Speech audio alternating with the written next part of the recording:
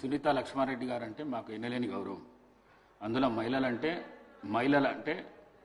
Running కామెంటర్తోనే వచ్చింది. ఇది ఎవరు మాట్లాడుతున్నారు? అక్కడ కాదు సార్, మీదికే మాట్లాడుతున్నారు.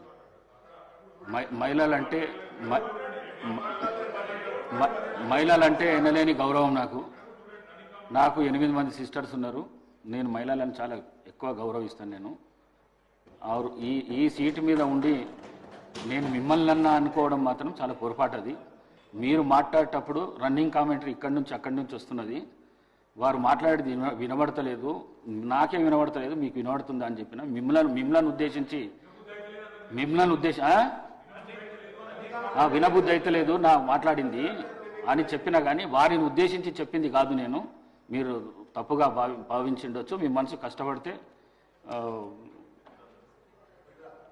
విడ్రా చేసుకుంటారు.